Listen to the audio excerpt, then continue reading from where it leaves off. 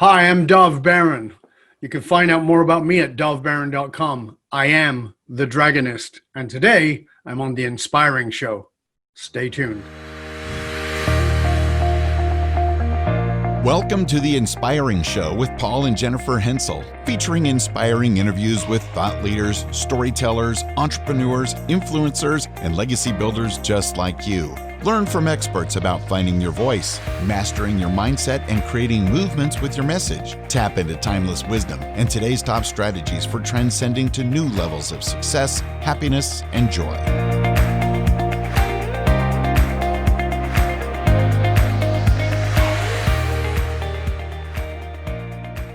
Hi, everyone. This is Paul Henczel from The Inspiring Show.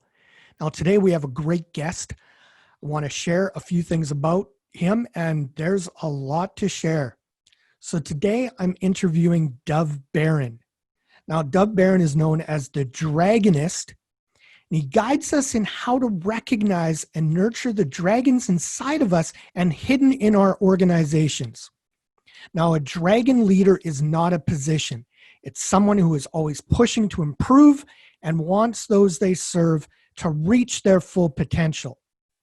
Dov Baron is also the best-selling author of One Red Thread and Fiercely Loyal: How High-Performing Companies Develop and Retain Top Talent. Dov has been named one of Inc. magazine's top 100 leadership speakers and one of the top 30 global leadership gurus. He has spoken to the United Nations, the World Management Forum in Iran, the New York National Speakers Association, and the Servant Leadership Institute. Dov's humor and no BS style is contagious. As a master storyteller, he is considered to be the leading authority on actualized leadership. Actualized leadership means getting the result you set out to achieve in the most meaningful manner. Dov believes the world needs more leaders committed to living their purpose, standing in their truth, and empowering others to find their fire and do the same. So sit back and enjoy my interview with Dov Baron. Well, thank you so much for joining us today, Dov. It's a pleasure to have you a guest on our show. Thank you. I'm excited to be here. I'm looking forward to sharing and adding value to all your wonderful listeners. Awesome. Now, you have quite the inspiring story, which, Really? Oh yeah, you inspired my wife and I. So could you please take our listeners back to that day in 1990 or wherever you want to begin? Sure. Where should I begin? Yeah, we'll go to 1990 because the journey is a lot further back than that. Okay. Because I've been a speaker and a leader for 35 years. But in 1990, I was probably at the best of my career at that point. I was speaking, I'd spoken in every major city of Australia. I was speaking all over Canada, the northern US. I was doing pretty great. I had a nice car, nice house, and all the things that I thought I should have to be successful. But I was also an adrenaline junkie, meaning I was mainlining crazy stuff.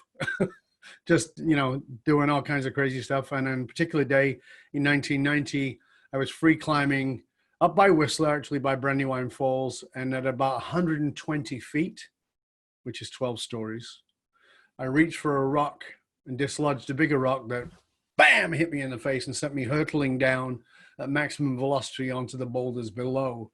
And I do say boulders below. There was not grass, it was not gravel, it wasn't even little rocks, it was boulders. I was thrown around like a rag doll and smashed to absolute pieces. So that was the beginning of that journey. I could tell you more about the details of it. It's gross. You don't really need to know. Like I said, there was a lot of reconstructive surgeries. Miraculously, I was able to get out of there in order to have those surgeries. Died probably 5 times during that time. And yeah, there was at least those many times. One of the times my daughter was in the room, actually. And my daughter said it was like in a movie. And I said, what do you mean? She goes, everything suddenly went quiet. She goes, and I was staring at you and your chest stopped moving. And she said, and I started to see what looked like, not smoke, but kind of like smoke, she said, raising out of you. And I said, oh, and she says, and I screamed. And I said, what did you scream? She went, no. And I said, what happened? She goes, your eyes popped open. I was already leaving. And she asked me, where were you going? And I told her that I was going and I was leaving. And her voice had brought me back. So that was just one of the occasions.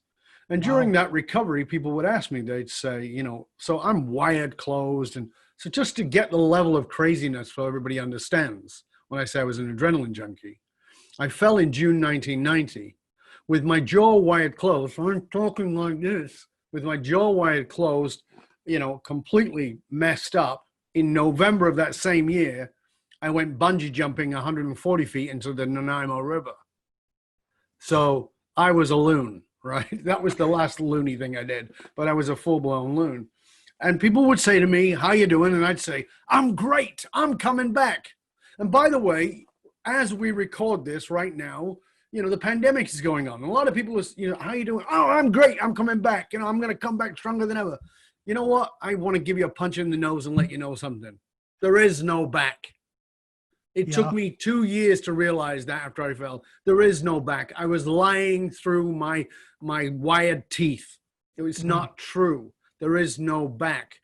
And I would go out with my mates and have these great nights out, and we'd laugh and joke, or they would, but I wouldn't. I'd feel like, oh my God, I'm never going to laugh again, because I was so darkly depressed. But I was never going to let anybody see that, because I was a warrior, I'm a leader, I'm a martial artist, a boxer. I've been all those things. I don't look like I would ever give into that. So I was never going to let that image slip.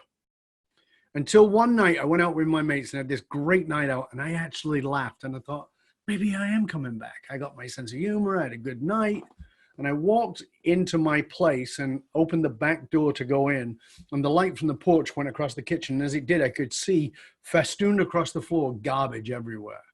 There was meat packages, empty cans, tissue, kitty litter. I mean, it was just everywhere. And I knew exactly who the culprit was. And I went from feeling joy to feeling pissed at the max. And I stomped through in fury looking for the culprit. And I found the culprit on the couch, all curled up and comfortable. And I lifted my hand to strike. And I really was going to strike. That's not my nature. But I was so pissed. And about halfway down, I stopped and realized that's not who I am. And I scooped up the cat in my arms and held this cat in my arms, and it was cold. And it was dead. The cat was dead. And I fell on my knees. Wow. And I fell into a deep sobbing that just went on and on. And it was not actually very long, probably a few minutes, when I realized I am not crying for this cat. I was crying for the grief of the life that was gone. And I fell there and I just bawled and bawled and bawled until I realized that I was left with one of three choices. I could try and come back, but I'd worked out pretty clearly that wasn't happening. Back doesn't exist. There's only evolution, not devolution. Okay. I could stay where I was, and that was so seductive, because here I could be a victim of my circumstance. It's nothing to do with me. I can throw in the towel and I can blame this situation. Yeah, I could have been a contender, but so what? And I knew that that's just not my nature. I can't do that. And the only option after that was to find the fire within me.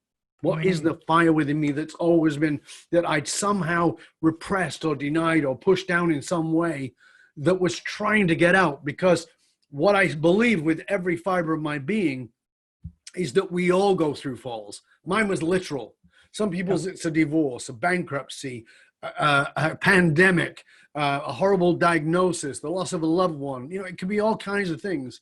But that moment is there to wake you up from something, from the way you've been, and to wake you up to something that you've been in denial of. And that's what I needed. I knew I needed to do. I needed to find my DragonFire. What was my DragonFire? What was that within me that could not be extinguished, but could be repressed, but not extinguished?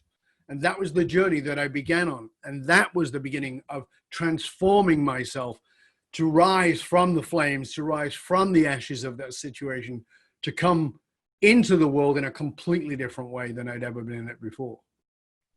Wow. I really like how you put that. And now I can understand, going through a near-death accident myself. But I like how you put there is no going back. Because I realized, and I know you touched on that, is that you realized you were not the same person you were before, right? Well, I realized that it's what I work with my clients on. My clients, my private clients, I work with companies and corporations, but my private clients are people who understand, they've probably had success, a lot of it. Some of them more than you would even imagine, because I work with athletes and entertainers as well as entrepreneurs and CEOs and stuff. Yeah. But very often, these are people that others look at and go, I want to be you when I grow up. But these are people who are saying, I've been sold a bill of goods. And the bill of goods is that if I get enough money and I get a big enough house and the right car, and I maybe have a little bit of helpful surgery to pretty me up and all those kinds of things, and I wear the right brands, that I'm going to be happy. Well, I've got all that. I got myself a facelift. I got myself a Rolex watch. I've had my suits made. I'm driving the latest Maserati. How come something's still missing, Dov? And that's what it is. So it's not the realization that I couldn't be who I was. It's that a realization that if you'd have asked me the moment before I fell, are you authentic, Dov? I would have said yes, without a shadow of a doubt. And that's why I hate the word, because people don't understand it. Everybody's authentic. This is an authentic cup. What does that mean? It doesn't mean anything. So what it is it's stripping away to discover what's underneath. And that's the DragonFire. See, dragon leaders are revealed in fire. They're not revealed by rainbows and lollipops and freaking unicorns. It's fire. It's the thing that actually will break you open to reveal you. And once that is shattered, you will feel the desire, as I did, to go back and go, well, hold on a sec, give me some Band-Aids and super glue, and I'll put it all back together. But Humpty Dumpty can't be put back together. There is something new got to come out of that. And what it can be is a new manufactured personality, which is what a lot of people do. Or you can say, I will sit in this darkness until the light of who I am, is revealed. Awesome. That's great. Now, your whole brand is, the Dragonist, the Dragon Leader, DragonFire. So, how can people find their DragonFire? It's a great question. Thank you for asking. So it's a question I get asked all the time, and people will say to me, well, is it my passion? No, it's definitely not your passion. Well, come on, Dov. I mean, aren't we supposed to follow our passion? Well, let me ask you. I'm going to ask you, Paul. Can I ask you this right now? Yep. Is that all right? So let me ask you. Right now, when you think about it, I want you to try and remember what you were passionate about when you were 15. Okay? Are you still passionate about that? No. Passion is transitory. You see, if I ask every straight male, what were you passionate about at 15? Should that be your career, that we'd all be lining up for jobs at Victoria's Secret? Yeah. Right? That's not. So passion is transitory. It moves through us. Many of the things we were passionate about in our teens and our 20s, we wouldn't be passionate about in our 40s. Now, sometimes it's possible, but mostly it's not. Passion is transitory. Passion, get this, passion is the vehicle that transports your DragonFire. It's not your DragonFire, it's the vehicle. Therefore, the vehicle can change. The vehicle will run out of fuel, that's fine. Let's find a new vehicle. So entrepreneurs often have a lot of DragonFire, and they feel kind of flaky because they jump from thing to thing. Yeah. But what they're doing is jumping passions and not examining what the fire is. Once my clients examine that fire, they go, oh my God, this is the best vehicle for my fire. That's all you're looking for. The best vehicle. So if somebody said to me, okay, there's an authoritarian government and you can no longer do what you do, Dov. You can't speak. That's not good. Okay, you can't have your podcast. Oh, really? I got the #1 podcast. No, you can't have that anymore. Okay, you can't write. Well, I write for articles and I write books. You can't do that. Okay, you can't work one-on-one. You can't speak from stage. It's like there's a pandemic or something, right? But you got to go work at McDonald's and you got to flip burgers. And I say to my clients, okay, what do you think I would do? I've got to go work at McDonald's and I've got to flip burgers. But what do you think I will do when I get there? What do you think I do? The answer is exactly what I do now, because that's my DragonFire. It's not the best vehicle. I don't particularly like the vehicle of flipping burgers to do it. Yep. What I do is a better vehicle, but it doesn't go away. Once you tap into what it is, you find it. So it's not your passion. It's not your joy. In fact, you can only find your DragonFire in fire. Dragons are revealed in fire. So what does that mean? Your DragonFire can only be discovered in your pain, not in your pleasure. I like it. So, so you would say your DragonFire, that's your purpose. Yeah, but again, purpose is a word like authenticity. I feel like the reason I reframed that entire thing is because I'll say to people, I know, I go into companies and say, have you found your purpose? They go, oh yeah, okay, tell me what it is. That ain't your purpose. Well, what is it then? I don't know. It's a mission statement. It's a vision. It's a lot of words that you threw together in a word salad because it seems like we're innovative. We're about integrity. Who gives a crap? It doesn't mean anything. Those are words that are bandied around. Your purpose should set your heart and soul on fire to such a degree that when you're communicating with somebody else, they catch fire with you. That is DragonFire. That's the difference. It's not some thing you made up on Tuesday afternoon in a whiteboarded room with a bunch of other smart salespeople and marketing folks and branding people. It's got nothing to do with that. I work with marketers. I work with branding people. I work with some of the best branding people in the world who are my personal friends. And I've done this work on them. And they're like, oh my God, my clients need this. I like it. I like it. And how that comes through pain. It comes through examining the pain. So let me be clear here. People go, oh, I don't want to deal with pain. No, hold on a sec. You've already been through the pain. Yeah. You've already experienced it. It's already formed you. You've just denied part of it. We got to go look at the denied part because that's what's going to actually accelerate you massively into the world in the way that you want to go. So I'll give you an example. I'll tell you a story. May I tell you a story of a dragon leader? Absolutely. Okay, so dragon leader. This dragon leader is certainly in the top 5 branders in the world. I mean, he is phenomenal, right? He's actually become one of my closest friends. When I met him, we met because we had the same speaker agent and we just sort of met and we started having this conversation and he's telling me what he does. And I said, oh, okay. And I was interested in him. I want to interview for my show. Okay. So we start talking about what he does and he is the Iconist. That's his brand. He's the Iconist.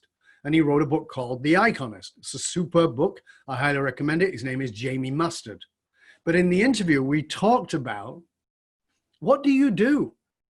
He says, I help people to stand out in an ever noisy world.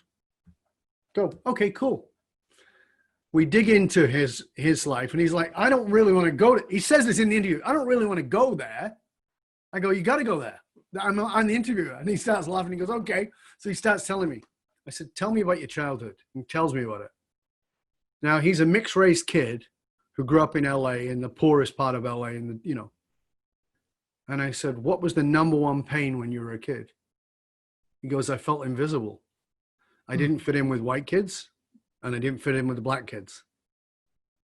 I said, so you just faded into the background? He goes, yeah, I didn't fit in anywhere. I go, and what did you most want? He goes, to be seen. What do you do for a living? And he like, oh my God, you were right. My DragonFire is in my pain. He goes, and he fought me all the way up to that point.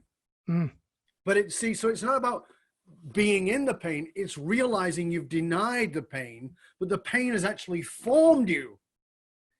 Yeah. It is the heat that forms you. It's the alchemy that forms you. Tapping into that makes you dynamically powerful to shift other people. And when people come to work with me, they leave absolutely on fire because they know this is why I came to the planet. This is why I actually didn't even realize it. This is why I built this bloody company. I thought I was doing this because I thought it was kind of cool to do that. And this was the latest thing. But I realize now this is what's driven it. Now, by focusing in on my DragonFire as it applies through the vehicle, oh my God, my message is so much clearer. Really like that. Like that a lot. Now, who do you work with and why do you work with them? So the people I work with, there's a large variety. So I do work with CEOs. I work with C-suite individuals, CFO, CMO, CIO, whatever it is, Chief Innovation Officer, those kinds of people. I also work with a lot of high-level entrepreneurs who are running companies, but they're very entrepreneurial. They're in high positions, and some of them are more quote unquote social, at least household names, social media household names are my clients. I also work with athletes and entertainers to show them how to really tap into their excellence and their power in doing what it is they do. They are producers, they're actors, etc., singers. But I also do a lot of work with just your average-ish entrepreneur. And those people will say to me, well, I don't know if I'm in the category to work with you. And I said, you're right, you might not be, because I pick my private clients. As I said, I work with companies and organizations and help them, Fortune 500 organizations. But when it comes to an individual, here's what I want. I only work with a handful of clients a year. I want to know you're committed. Because here's the thing. If you're coming to me, you're going, okay, I'm willing to admit that this, whatever it is, this good life isn't enough. I've got a good life, but it isn't enough. And I really want to find that way to create a legacy. And I want to find out how to have really deeply fulfilling life and make a difference in the world. I want to find my DragonFire. And I go, great. So let me just tell you the cycle before we go any further. And they go, okay, what's the cycle? The cycle is you're going to come to me because it sucks. It sucks to be aspiring, you've doubled your business in the last 2 years or whatever it is, right? And you're still going, how come I'm not getting a charge out of it? So it kind of sucks. You're married, it should be happy, but you're kind of not. And it's not your partner's fault. There's something off. And you're in pain. There's some kind of pain that you're probably not admitting to anybody else. And they go, yep, that's me. Great. Okay, good. We're at stage 1. Stage 2 is you make a decision you want to do something about it. Fantastic.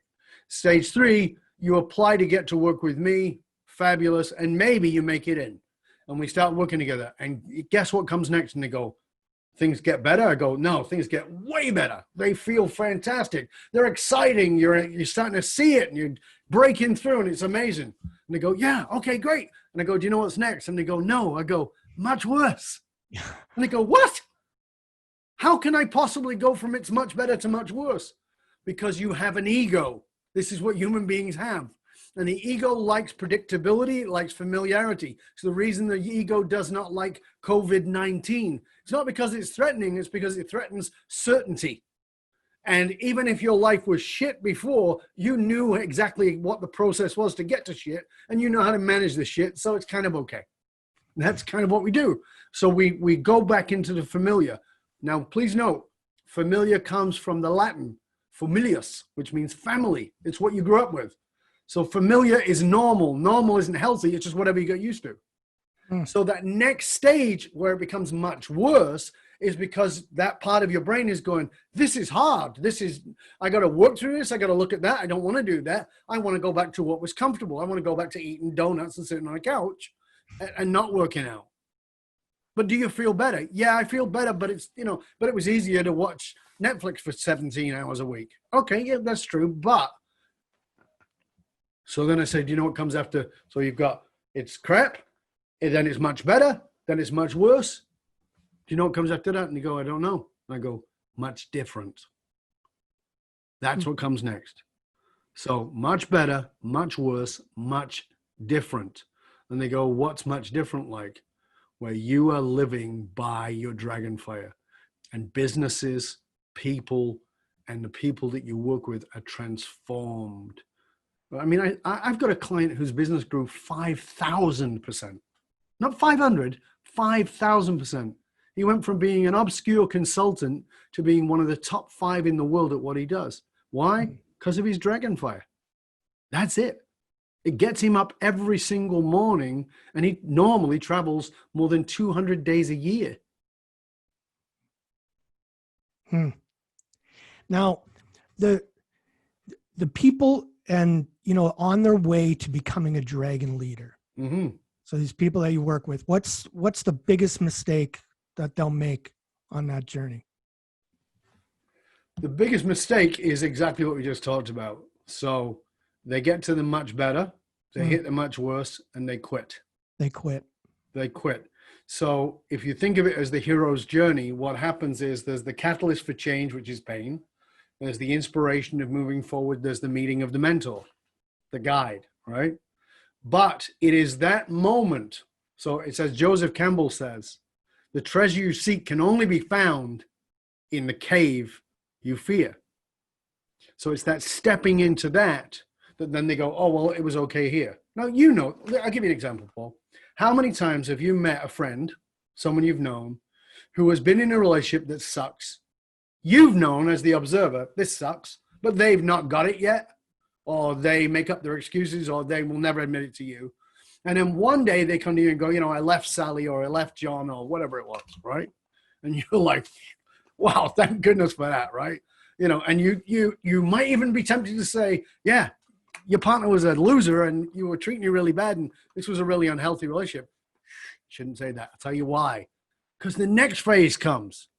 The first part is, oh, I'm so glad I'm out of that. Much better. I'm so glad I'm out of that. It's so great. And then comes, oh my God, I'm sick of masturbating. And I don't like being on my own. And I don't like watching the telly on my own.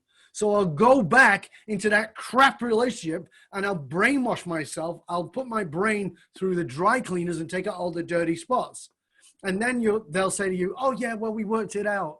And you'll want to bite your own tongue off for actually telling the truth. That's exactly a perfect metaphor for where we do ourselves in.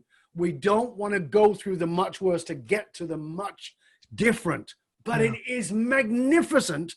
But guess what? Dragon leaders have to have courage. And courage means stepping into the unknown. That's when your life transforms. It's not like, oh, it gets a bit better, and then it gets a bit better, and then it gets a bit better. No. It gets a lot better, and then it gets a lot worse because you don't know what to do with it. So one of my clients who's a very high-level executive said to me, I can't even make basic decisions. What the hell's going on? And I said, good. And he said, why is that good? I'm in an executive position. I said, because the person who made the decisions is dying. Who you were and how you made decisions is dying. You're about to be born into being a dragon, and you will not make the decisions from the same place. 3 weeks later, he's like, oh my God. And he starts telling me about what he's done and the decision he made and how he's gotten a completely new position in a very high level in organization. Because he just said, you know what? I'm not going to lie anymore. He went forward. He went to his CEO and he said, here's what I do. Here's what I'm best at. That's what I should be doing. And here's how much you should be paying for me. And they went, oh, yeah, that makes sense. Boom. And he goes, I can't believe it. And I go, that's what I told you. Much better, much worse, much different. So what's the best dragon leader tip you could give people? Look into the cave of your darkness. Be brave enough to look at what you've been avoiding. Right now, what I'm going to ask you to do is to take out a pen and a paper. Right now, as we record this, we're in a pandemic and a lot of people are stuck home. Great time to do some work on yourself. Couldn't be a better time to do some work on yourself. Take out a pen and a paper and write on that paper, if I knew, what is it that I might have been avoiding? Now, notice my language. If I knew, what is it I might have been avoiding? So you're not writing, what have I been avoiding? Because the answer is nothing. Defense mechanism. But if I knew, well, I don't know. I know. But if you knew, if you were to guess, so what it does, it opens up your mind. As you know, one of my two podcasts, one of them is called Curiosity Bites, because I believe curiosity is the salve for the world. If we want to find a way to communicate with people who we disagree with, we have to approach it with curiosity. When you want to get into a screaming match with your partner, and you find that you're in that match, and then it's 15, 20 minutes in, and if I tapped you on the shoulder and said, what are you fighting about? You wouldn't know. Because it's become about who's right rather than who's curious. Tell me why. What's going on? What does it bring up for you? How are you feeling right now? What am I not hearing? Being curious transforms everything. So you have to get curious about yourself. And most of us are not curious about ourselves. Most of us are not even curious about other people. We don't bother to ask a question. You've probably been in a meeting with somebody and you've walked away and you've gone, oh, that was a lovely person. Then you think, I don't know anything about them. They were really lovely, but I don't know anything about them. That's because they asked you enough questions that they were interested in you, which made them an interesting person. Be focused on being interested rather than interesting. So you have to do that with yourself. Don't look outwards all the time. That's the first tip. If I was to guess, even if I don't know, what is it I might have been avoiding? What is it in my history that and here's a big one, that I've been ashamed to speak of? We've all got them. We've all got our shame stories, right? And then I asked this question. If that shame story was a class in university and you're at university, what would it be trying to teach you? Ooh, that's the beginning of finding your DragonFire. I just want to thank you for going there. Like you've given a lot of practical value just in a couple minutes. So thank you very much. Thank you. That's a lot right there that we can take to start that journey. So that's good. Like that a lot.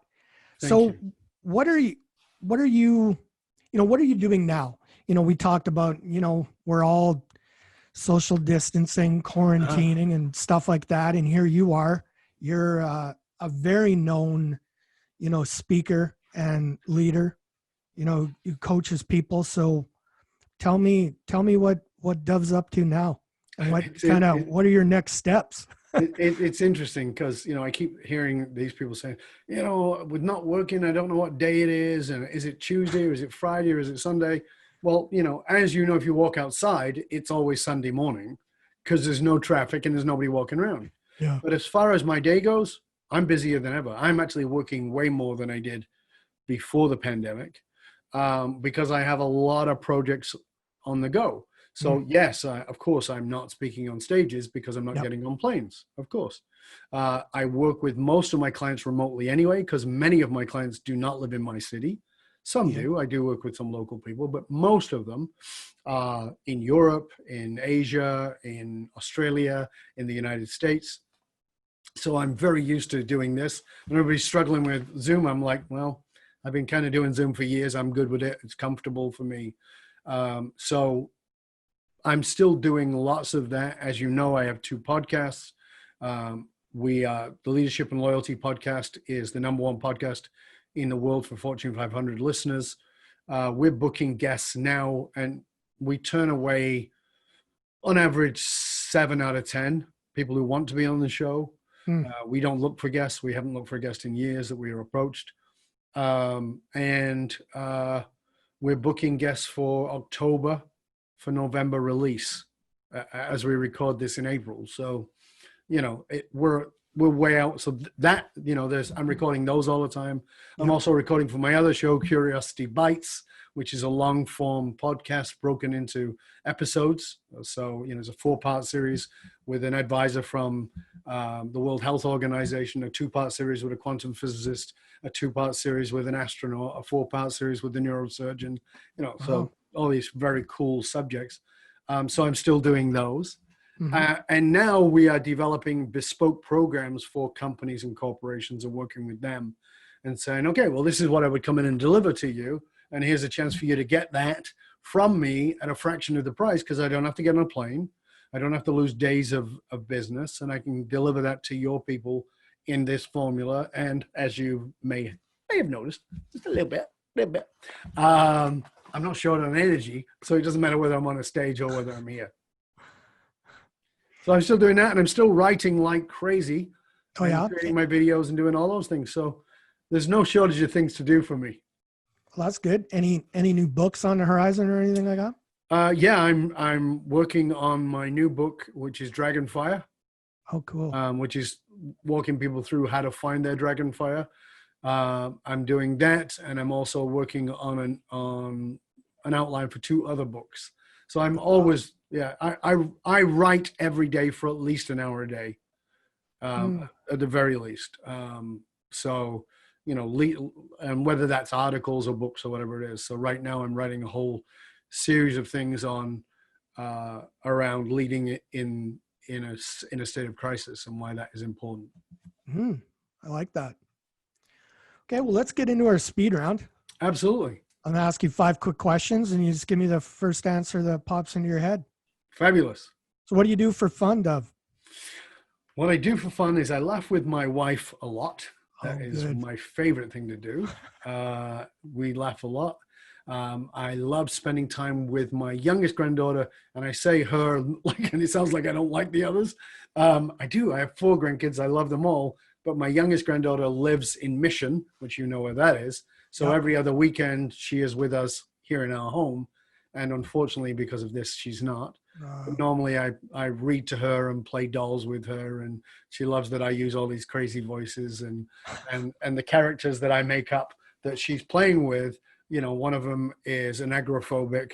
Another one is afraid of heights. So, you know, I give them all these real neuroses, which she loves to take the one who is afraid of heights onto the roller coaster in our imagination, you know, and she likes the other one outside who has agoraphobia. So I love doing that for fun. I love making my videos, which I do a lot of. It's fun for me to write. It's fun for me to create videos. And the other thing I love to do that's fun for me is gardening. I love gardening. It's like, people are always like, really? You just don't seem like. No, I have a very, very calm side. I'm a meditator. I've been doing that for 40 years. Oh, that's good. That side of me, I find gardening very meditative and just being out there with the flowers and the blooms. Yeah. So that's what I do for fun. Awesome. What's your favorite quote, if you could pick one? Oh, that's easy. The cave you fear to enter holds the treasure you have been seeking. Oh. Joseph Campbell from The Hero's Journey. Nice. Who has inspired you the most? When I was 10 years old, I walked into the living room and I saw my mom crying.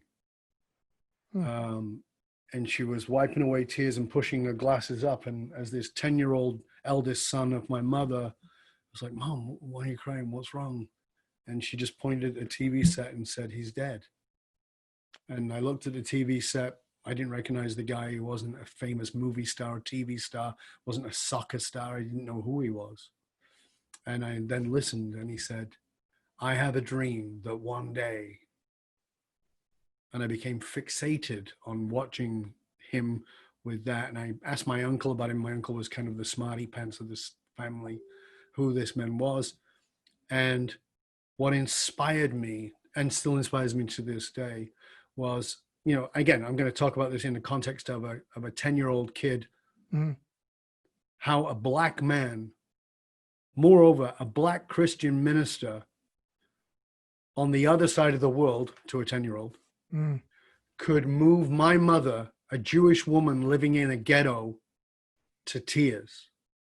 And I was fixated and fascinated on how somebody could have that much influence, was a different color, different race, different nationality, different religion, could have so much impact on my mom.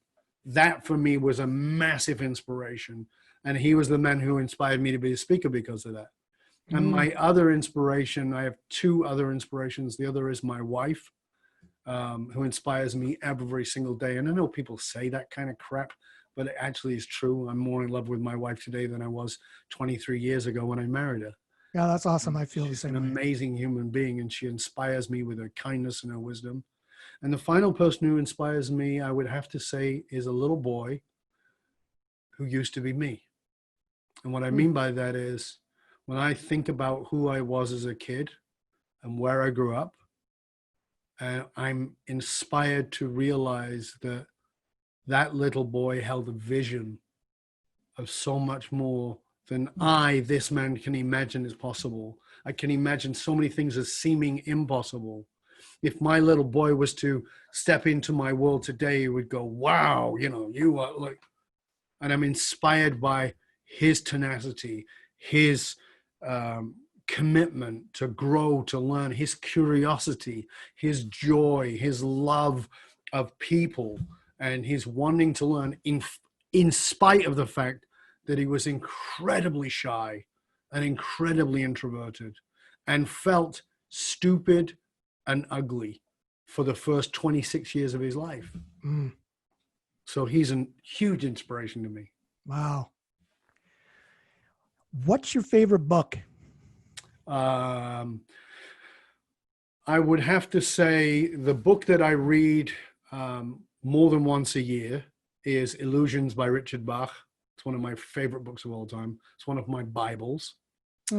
But in there would also be The Hero's Journey. Oh, yeah. By Joseph Campbell. The truth is, I read on average 5 to 10 books at a time. I read a lot. And there are many, many, many books, and depending on the category, but Illusions by Richard Bach is phenomenally inspiring book to me every time I read it. As is my other Bible, which is Khalil Gibran's The Prophet. Those two are my Bibles. Nice. I'll have to check those out. Mm-hmm. And what would be a really good tool or resource that you could recommend? Oh, I'm sorry. I have to do some bragging. Okay. That would be Leadership and Loyalty Podcast and Curiosity Bites Podcast. Those are just, I talked to somebody this morning who was saying to me, this is somebody who is a very high level speaker and leader who said to me, you don't know this, but I've been following your show for 6 years and it has completely reformed how I do leadership. I'm like, wow, I don't think of it as being my main resource because I'm a speaker and I'm a teacher and I facilitate programs. Mm-hmm. But if you want free available resources, my God, there's a lot of stuff in there. There's over 500 interviews that are just packed with amazing human beings telling powerful stories. And then, of course, Curiosity Bites, which is the other show. I mean, the first 4 episodes are with an advisor from the World Health Organization talking about what COVID-19 really is and what we can really look forward to.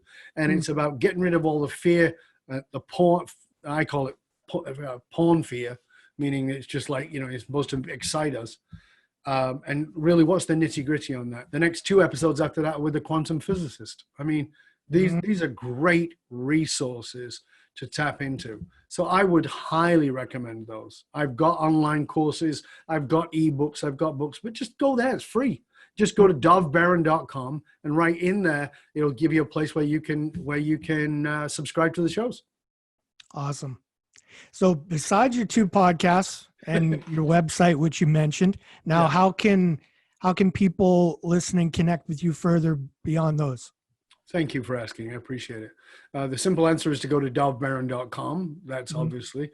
But actually, I am a weirdo. I give people my real email address. It's Dov, D-O-V, at dovbaron.com. I'm going to give you that email address because, you can certainly find me on LinkedIn, and I recommend you do that. Instagram, Twitter, etc., Facebook. You can find me on all those platforms, of course. And you can find, I have my own platform on Medium, which is called The Dragon's Path. You can find us on there too. There's a lot of resources as well as YouTube. But if you want to write to me directly, you can write to Dov at dovbaron.com. And I want to encourage you to do so. And I'm going to tell you why. Because here is Paul bringing you great guests, not me, great guests, plural, for you as a resource. And guess what? This is a one-way street. This is not a conversation. You don't get to chirp in. So the problem with being a podcast host, as I am, as Paul is that we don't know if you're doing anything with this stuff. So I want you to write to me, and I want you to write to Paul, and I want you to tell us both what you got out of this, and more importantly, what you're going to do with it. Because information is worth the hole in a donut. Transformation comes from application. So write to us, tell us what you got, tell us what you're going to do with it. And if there's something specific I can do to serve you, you can write to me and tell me that too. But I also want you to go to wherever you listen to podcasts, whether that's Apple Podcasts or whether it's iHeartRadio, wherever you tune into podcasts. I want you to go there. I want you to rate, review, and subscribe to the show and share it with your friends. That's the way that Paul knows it's having an impact on you, that it's making a difference, that it's lifting your life up. Because this guy is not coming on here to waste his damn time. He's here to serve you. And when we serve, we need to know that we are being of service. Please don't take this for granted. This is your opportunity to be grateful, to be appreciative, and to share the wealth. Well, thank you so much. And that's very generous of you, giving your email address. I love that. This is like the gift that keeps on giving. And I answer the emails. Yeah. Weird. Well, I hope you enjoyed that interview with Dov Baron. Wow. A lot of great tips and strategies and practical things we can use to find that DragonFire inside of us. Really generous individual. Now you can access the show notes of this episode on our website at www.inspiringshow.com. Please join our Facebook group, follow us on Instagram, and leave a positive review of The Inspiring Show. That would go a long way. And if you would like to join as a friend of the podcast, we would love your support. You can click membership in the menu of our website. You'll receive a lot of great perks, so check it out. And until next time, remember, you have a story and your story matters.